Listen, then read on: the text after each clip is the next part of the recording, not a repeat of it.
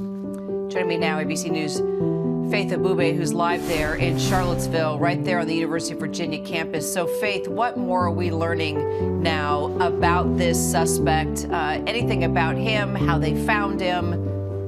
Now, take a look at your screen. This is the photo we have of the suspect. He is identified as Christopher Darnell Jones. Within the last hour, we've also learned 3 football players are dead and at least 2 other students are hurt after the shooting. Officials say it happened after. The suspect is now in custody 12 hours after that horrific shooting last night. It's still an active scene behind me. Authorities are still here gathering evidence. Authorities tell us that they received word of that shooting just after 10 o'clock last night. When they arrived, they found multiple who just got out of a press conference with officials in Charlottesville. Lindsay, we are learning a lot of details about Chris Darnell Jones, who literally was arrested during the press conference. Yes, that's correct. As class and was on the bus on the field trip, or if he wasn't, how he got on the bus in the first place. But 3 of the victims that he allegedly shot did die. 2 others are still in the hospital. They were injured. One of them is being treated. He's in critical. 16 p.m. last night, police say that 3 people have died. They were all UVA football players.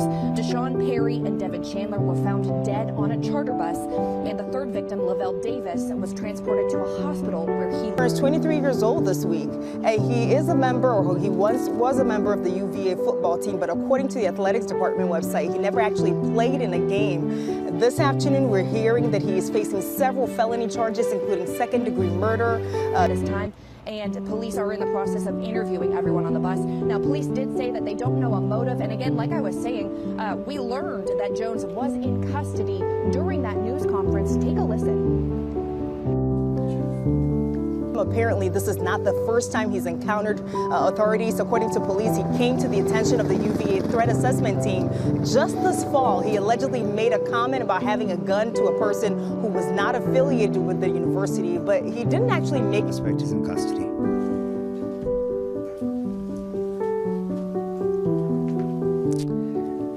Just need a moment to thank God. Breathe a sigh of relief. Did disclose the investigation because they had to close the investigation rather because they really couldn't get a lot of cooperation from the suspect in this case.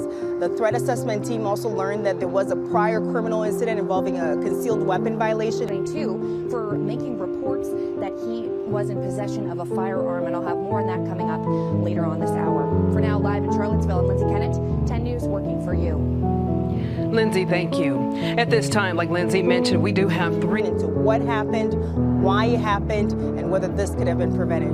Kira. Yeah, Faith, there is just so much to take in right now, and it was pretty remarkable right there in the middle of that news conference that they got word the suspect was in. Been working hard learning about the 3 football players whose lives were taken way too soon.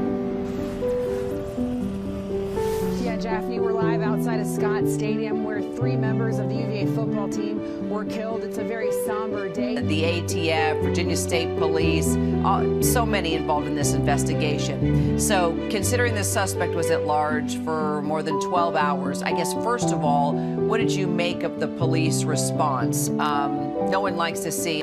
This is a tweet from Sean Lampkin, who says he's Davis's cousin. That reads, saddening news this morning. God took one of the most kind, humble, loving soldiers off the battlefield last night. Please pray for my family as we're all devastated by the campus, a public school, even a business.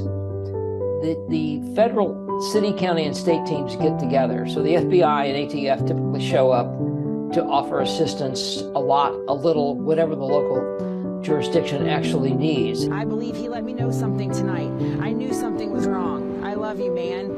He's listed as a linebacker and a defensive end. Perry played Saturday against Pittsburgh wearing jersey number 41. The 3rd victim we're still learning about, and that's Devin. I'm going to guess Henrico County is not very far away. Did the police, it was on their radar via the word that was put out. They did, I'm going to guess, a car stop or some version of that. And took him into custody. Thank you. Obviously, a lot of reaction is happening on the grounds there at UVA, but the impact of this loss has been felt from all over. Let's bring in 10 News anchor Rachel Lucas here to tell us more about the statement some leaders have made about the shooting. Certainly a lot of sympathies radar, and apparently it was tied into possibly a hazing incident among the football team. There were reports that he did have a weapon. What do you make? I mean, clearly when we were here. Tragedy overnight at UVA. Lives were lost and families changed forever. Due to the diligence and commitment of our law enforcement, the suspect is in custody. While there are still many details to uncover, let us lift up the with hazing and the football team, it's all sort of piecing together now. So we tend to make a mistake in sort of being stereotypic about who will commit mass shootings. And yes, Charlottesville community. We must continue working to address the epidemic of gun violence. Senator Tim Kaine also saying, quote, very grateful to law enforcement for their heroic work to apprehend the suspect. I continue to keep the UVA community. It's directed toward football, maybe not. I don't think it's a coincidence that the people he harmed were connected to the football team that he apparently either got kicked off of or was just not on it at the time of the shooting. And so, morning and forever. This is impacting the football community as well. Virginia Tech football coach Brent Price said, on behalf of our entire Virginia Tech football family, with VA community, you have our love and support. We are here with you. Had a gun, but the person never saw the gun. And then this hazing incident, as we both know, could mean all sorts of things. A big deal, not a big deal. But if you put them all together, I mean, what does law enforcement do with that? I mean, the number of people that... Social media will keep you updated throughout the day. Thank you, Rachel. Definitely a lot of heartfelt statements coming in that continue to come in as we speak. We will continue to follow this story on air and online for breaking updates. You can download the 10 News app. Our crews are working to bring...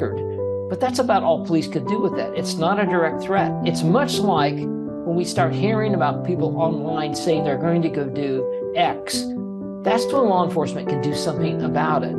It's not a perfect system. Former Hawaii man. The shooting happened aboard a chartered bus as students were returning from a class field trip to Washington, D.C. The suspect who's been arrested is 22-year-old Christopher Darnell. Or maybe even the football team in general.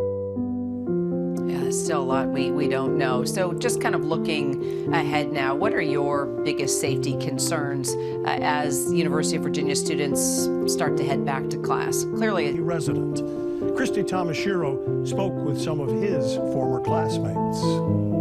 Devin Chandler will be missed by many within the St. Louis school community.